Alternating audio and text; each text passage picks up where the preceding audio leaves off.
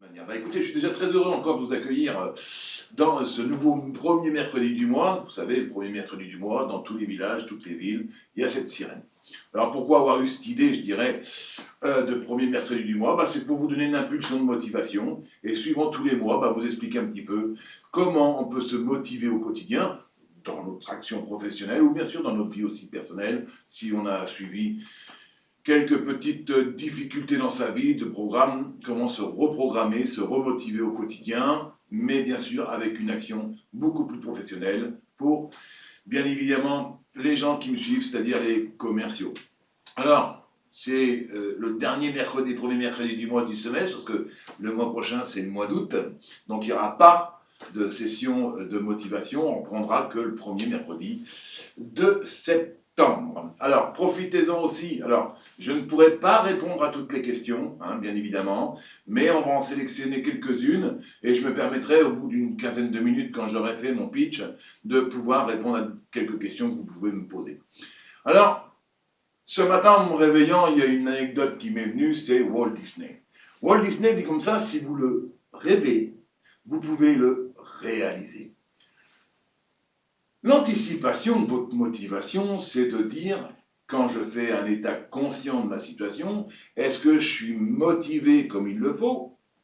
Qu'est-ce que le fait de ce niveau de motivation me fait perdre? Est-ce que je pourrais me motiver 2 fois plus pour le boulot, pour le travail, pour la prospection, pour aller voir tous ces clients? Alors, dans une année, il y a 52 semaines, on travaille 45 à peu près.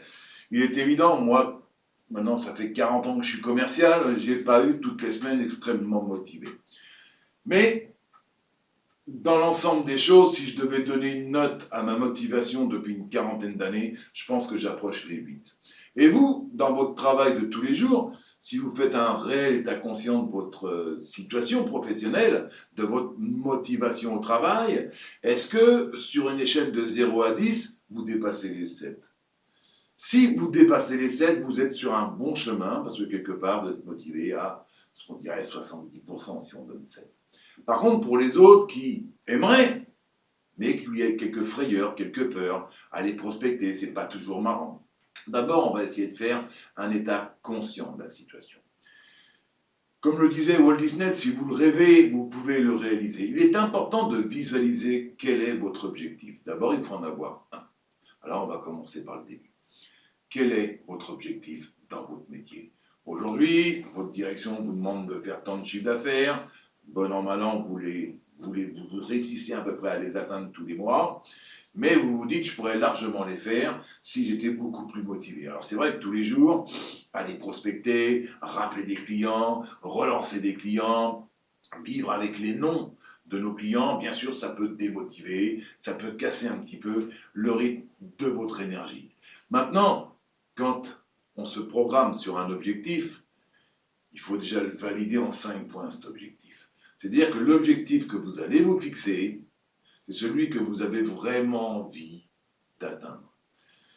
Pourquoi?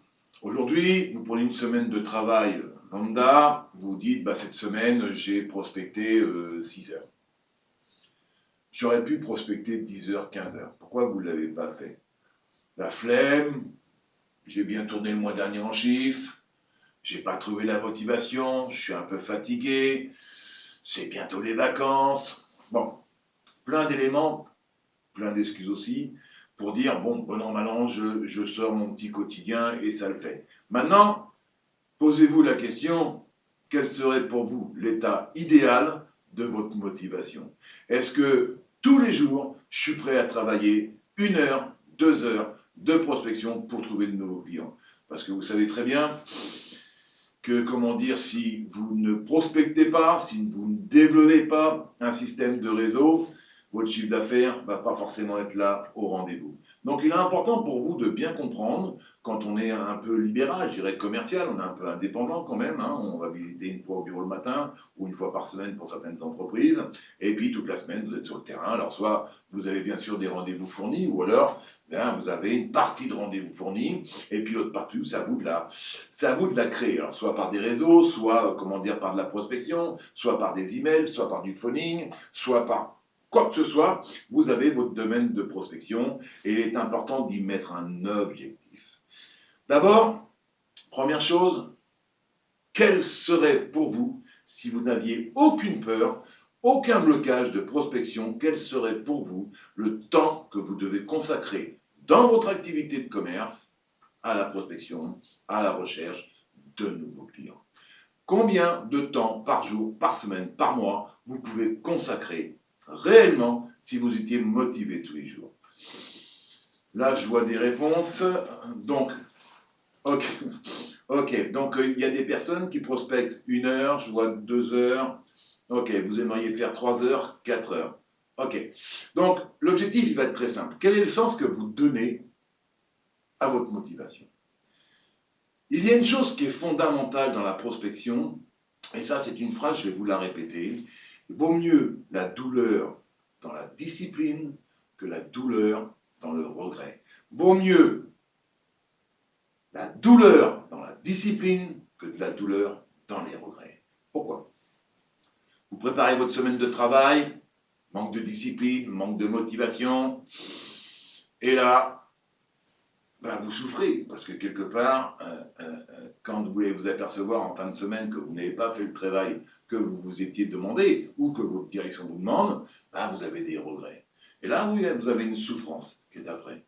Mais si vous aviez eu cette douleur de suite dans la discipline, c'est-à-dire en disant, voilà, j'ai 2 heures à prospecter aujourd'hui, j'y vais. Ça m'ennuie, ça m'embête, j'ai pas la tête, j'y vais. Je me conditionne psychologiquement en énergie pour y aller.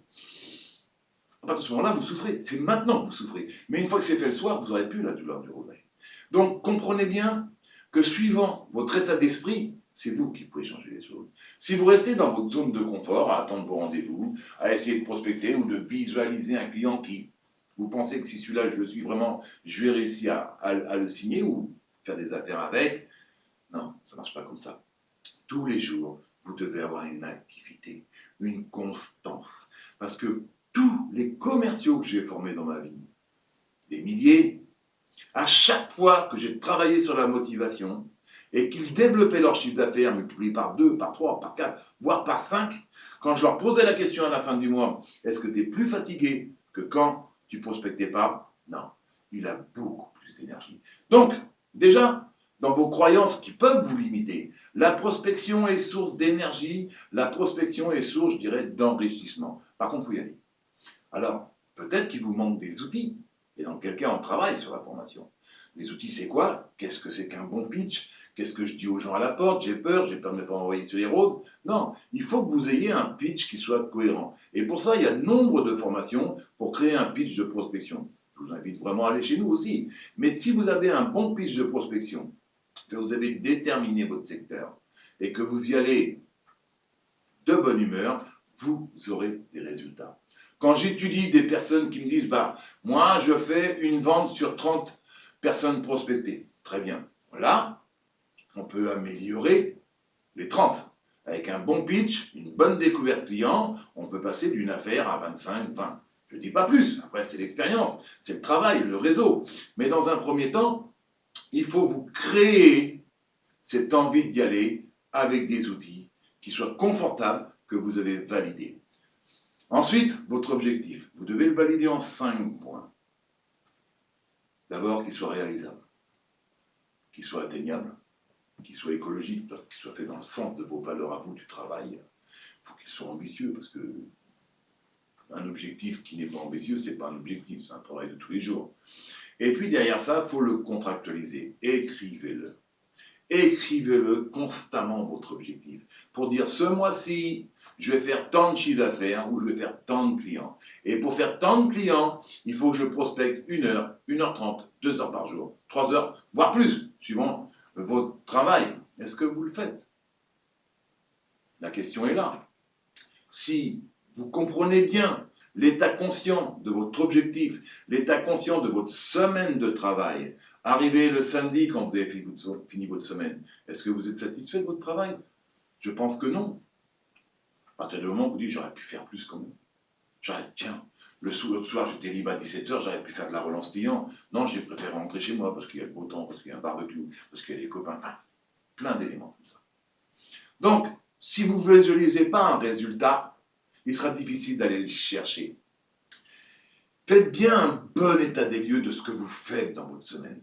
Ayez un objectif et après votre engagement. Qu'est-ce que vous voulez? Qu'est-ce que vous recherchez? Qu'est-ce qui peut vous motiver? Je vous dis tout simplement que quand on prospecte, juste avant la prospection, allez, vous y allez. Mais en fin de journée, quand vous avez vraiment fait un travail de fond, que vous avez travaillé en prospection assidûment, je peux vous garantir que votre taux d'énergie, il est au-dessus de la moyenne. Et c'est à partir de ce moment-là que vous créez de l'énergie, vous créez un système dans votre cerveau qui va vous motiver tous les jours. C'est dans l'action répétitive. C'est quand on travaille dans la répétition qu'on arrive à avoir des résultats. Si vous allez comme ça directement, tiens, je vais dire bonjour à un client, oh c'est bon, j'ai plus envie, là je vais peut-être faire de la relance au téléphone, je vais rentrer au bureau, je vais aller voir ci, je vais aller voir ça, ok, pas de problème. Ça, vous pouvez vous consacrer une journée à la découverte de plusieurs réseaux. Mais si vous voulez vraiment avoir du rythme, c'est l'entraînement, c'est la prospection. Vous pensez que Federer, si je vous pose la question, il est meilleur que vous au tennis? Il n'a pas de mal, hein, c'est 8 heures par jour d'entraînement. Pas moins. Donc si vous, vous-même, vous réussissez à vous focaliser sur une certaine forme de rigueur, de discipline. Ah, ça fait mal la discipline. La rigueur, ça fait mal. Mais c'est moins douloureux que le regret. Soyez motivés constamment. Moi, pendant plus de 20 ans, j'ai tapé aux portes. J'ai prospecté. Il y a des jours où je ne sais pas pourquoi, j'avais pas le sens de la motivation. Comment je pouvais me remotiver? Qu'est-ce qu'il fallait faire? Et je me disais, je pensais qu'à des bonnes choses. Je pensais qu'à des journées où quand j'étais motivé, je faisais des affaires. Et à ce moment-là, je redégageais peut-être un ancrage en moi, une façon d'être, une façon de faire, une attitude beaucoup plus bienveillante, beaucoup plus dynamisante. C'est évident que si vous arrivez presque en pleurant devant vos clients, vous n'allez pas faire beaucoup d'affaires. Mais si vous avez de l'énergie, si vous avez une bonne hygiène de vie, ça c'est important, on pourra y revenir sur l'hygiène de vie. Si vous avez une bonne hygiène de vie, vous avez dormi le temps d'heure qu'il vous faut, et que vous êtes prêt, sapé normal, tranquille, les affaires propres, qu'est-ce qui va vous empêcher de faire du business? Donc, comme vous le comprenez, c'est dans l'action qu'on a des résultats. Personne ne fait d'effort si ce que l'effort qu'il veut faire n'a pas de sens dans sa vie. C'est évident. Aujourd'hui, vous me posez des questions, comment je peux être motivé au quotidien? Excusez-moi, je suis en train de lire en même temps. Comment je peux être motivé au quotidien dans ma vie personnelle? C'est exactement pareil que dans la vie professionnelle. Si la vie de tous les jours, c'est quoi? C'est 5 éléments. Le professionnel, le personnel, le social, la famille, le couple. Voilà les 5 éléments. À partir du moment où vous avez un équilibre dans ces 5 domaines-là, on peut dire que vous avez une vie qui est séduisante et surtout qui vous plaît. Donc, reprenez bien cette phrase. Personne ne fait d'effort si ce que l'effort consenti n'a pas de sens. Comment se motiver au quotidien? Visualisez déjà votre semaine de travail ou votre mois de travail. Donnez-vous un objectif, aussi petit qu'il soit pour démarrer. Vous le montrerez après sur les semaines suivantes et les mois suivants. Commencez par dire, tiens, d'habitude, je prospecte 10 personnes par jour, je vais en faire 12. La semaine prochaine, vous en avez fait 12, j'en ferai 14. Jusqu'à temps que vous atteigniez ce qui vous semble le plus cohérent pour atteindre votre objectif. Et quel est-il votre objectif? Si vous ne l'écrivez pas, si vous ne le pensez pas, si vous ne le rêvez pas, vous ne pourrez pas le réaliser. Donc visualisez un résultat. Si vous vous dites, bon ce mois-ci, je me remotive, je vais trouver du sens à ce que je fais, mon objectif c'est celui-là parce que cet objectif-là remplit parfaitement mes besoins financièrement, mentalement, psychologiquement, un équilibre dans votre vie. Après tout, vous travaillez le matin de 8h30 à 18-19h, parce que bon, les commerciaux, c'est pas à 16h30. Qu'est-ce que vous attendez de ça? Est-ce que vous allez passer 1 an, 2 ans, 3 ans à vivoter, à pas vouloir aller chercher, je ne dis même pas l'excellence, mais à aller chercher quelque chose qui soit cohérent avec votre façon de penser, votre honneur, en pleine conscience? Qu'est-ce qui donne du sens dans la vie professionnelle? Est-ce que c'est le commissionnement? Est-ce que c'est la reconnaissance? Ou autre chose? Vous avez le droit de penser ce que vous voulez pour être motivé, mais écrivez-le. Marquez-le. Parce que si vous ne l'avez pas en constante vision, ça va être compliqué. Ça va être compliqué. Moi, je m'étais toujours donné, chaque mois, je dois faire au moins tant de ventes. Mais des fois, ça a été difficile. Je les ai atteints, puis des fois, je les ai complètement bousculés. Parce que les éléments de la vie, mon humeur, ma bonne humeur, peut-être, je ne sais pas, on fait que. Aujourd'hui, tous les commerciaux que je forme, et j'en forme 300-400 par an, me le disent à chaque fois. La technique de vente, le programme de vente, ça va. Maintenant, quand je dois aller en clientèle, que je dois prospecter, des fois, j'arrive pas à aller jusqu'au bout des choses. Quand on travaille sur la motivation et que je leur pose la question après, plus la méthode de vente, ils sont heureux parce qu'ils ne sont pas plus fatigués. Donc ne pensez pas que c'est une question de fatigue de travailler. Non. La fatigue, c'est quand on n'a pas de résultat. Ça, c'est fatigant. Ça, c'est usant. D'abord, devant tout le monde. Vous arrivez en réunion commerciale, vous êtes dans le bas du tableau, pas beaucoup de fierté, hein. Et qu'est-ce qu'on va faire pour relever un peu la tête? Qu'est-ce qu'on va faire que quand on arrive en réunion, on soit fier de qui on est? Donc, c'est votre motivation au quotidien qui va faire que vous allez avoir des résultats. Et pour que cette motivation-là soit efficace, on va commencer à mettre des actions en place. N'oubliez pas que pour arriver en haut de l'escalier, il faut déjà monter sur la première marche. Alors, commencez par un petit objectif. Dites-vous, bon, j'ai l'habitude de prospecter 1 heure par jour. Cette semaine, je vais faire 1h30. La semaine prochaine, je ferai 2 heures. Je ferai tout ce qu'il faut pour arriver au maximum de ce que je peux faire, de ce qui me nourrit, ce qui me fait plaisir, dans lequel je ne souffre pas. Et ça, c'est fondamental. Alors, j'espère que vous allez passer des bonnes vacances. Je vais commencer à répondre un peu à vos questions. Il y en a quand même pas mal. Donc, ok. Donc, Loïc, pourrais-tu me donner les questions, s'il te plaît ? Que je puisse les lire. Alors, je suis désolé, mais je ne vais pas pouvoir en répondre à tout le monde. Ok.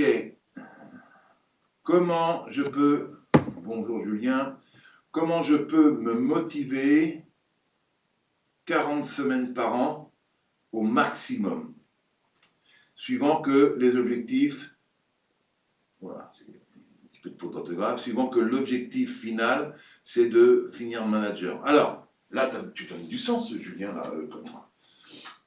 L'objectif final, c'est d'être manager. C'est une particularité que tu as envie d'avoir. Là, tu donnes du sens à ton travail.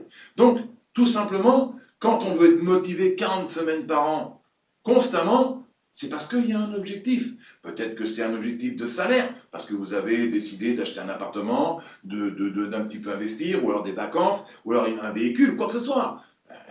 Quoi que ce soit, où il y a un bébé qui arrive, et puis là, il faut construire une chambre pour un peu plus, comment dire, d'argent, eh bien, ça nous motive. Donnez-vous du sens. Voilà, j'espère, Julien, que j'ai répondu à ta question.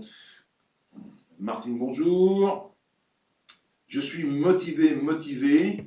Je sais pas si je peux encore prospecter plus que ça.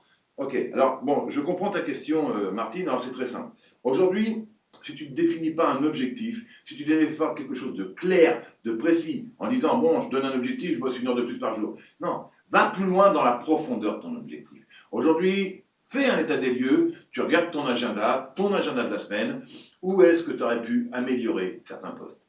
Là, par exemple, tu vois, là, si tu as un agenda et que tu vois que le mardi matin de 11h à midi, il n'y avait pas de clients, il n'y avait rien, qu'est-ce qui t'empêche de préparer ta prospection du lendemain, du surlendemain, de la semaine suivante? Qu'est-ce qui t'empêche d'alimenter ton portefeuille en appelant tes clients? Qu'est-ce qui t'empêche d'améliorer le travail sur tes propositions de t'envoi? Tu dois donner du sens à ta semaine. J'espère que j'ai répondu, Martine, un peu à ce que tu me demandais. Ah! J'ai un problème de conclusion de vente, ce qui me démotive. Alors, un problème de conclusion de vente. Ça, on est dans le savoir-faire. Là, je vous parlais de savoir-être. Conclusion de vente, c'est-à-dire c'est la réponse aux objections, c'est ça? Oui. Donc, problème de conclusion de vente. Je dévie un peu de la motivation. Vous avez des formations qui existent, comment on répond aux objections. Alors vous avez des objections de départ qui sont les objections de présentation d'entreprise, de prospection, du style oh bah, j'ai pas le temps, j'ai déjà un fournisseur, non envoyez-moi un mail plutôt. Là on peut mettre des réponses à chaque. Et en conclusion de vente, quand on arrive en conclusion de vente, est-ce que dans ta découverte client, tu as bien cerné les besoins? Est-ce que tu as bien fait la reformulation en disant, si j'ai bien compris, aujourd'hui vous rencontrez comme difficulté dans votre entreprise ça, est-ce que jusque-là, c'est ce que vous ressentez? Oui, tout à fait. Écoutez, si je vous propose une solution, et là vous faites un engagement, si je vous propose une solution qui va reprendre tous les éléments que vous m'avez donnés en apportant des solutions, est-ce que ça va dans le sens de notre rendez-vous aujourd'hui? Vous voyez, des phrases par cœur comme ça. Si la personne vous dit oui, ben écoutez, vos centres d'intérêt correspondent à quelque chose qui va répondre à ces besoins-là. Ça, on est dans cette phase-là. Si vous avez déjà eu un premier accord, quand vous allez arriver en fin de parcours, c'est-à-dire qu'il va falloir que le client décide, donc vous allez ce qu'on appelle faire un closing. Et là, vous avez l'objection, je vais réfléchir, ou bah écoutez, c'est très bien, mais ça demande réflexion. Parfait, merci de votre réflexion. C'est une objection qui peut être réelle. Le client a juste besoin d'être rassuré ou de l'aider à basculer vers une prise de décision. Donc si vous dites je vais réfléchir, ben écoutez, merci de votre réflexion. Si vous êtes amené à réfléchir, c'est que le travail qu'on a pu faire ensemble vous a convenu. Et aujourd'hui, bah, j'irai plus à titre d'information sur quoi elle va se porter, cette réflexion. Et là, vous contournez l'objection je vais réfléchir. Et là, on va vous apporter une nouvelle objection. Ah, c'est le prix, c'est un peu cher. C'est vrai que ça représente un certain budget. Vous répondez, vous validez. Tu valides. C'est vrai que ça représente un certain budget. Mais comme je vous l'ai expliqué, on se rapproche vraiment d'un rapport qualité-prix à laquelle j'ai vu que vous étiez sensible. Et la véritable question, si vous retenez cette proposition, est-ce que vous faites un bon ou un mauvais usage de votre trésorerie, de votre argent, de vos fonds d'investissement? Et là, je vous ai montré par A plus B que c'est un investissement qui vous rapportait. Donc aujourd'hui, plus on attend, quelque part, plus on perd d'argent. Je crois que dans une dernière vidéo, je vous avais expliqué que les gens mettent beaucoup plus d'importance sur les pertes que sur les gains. Si je vous donne 20 euros, vous êtes content. Ah, super. Si je vous les reprends, vous êtes deux fois moins content.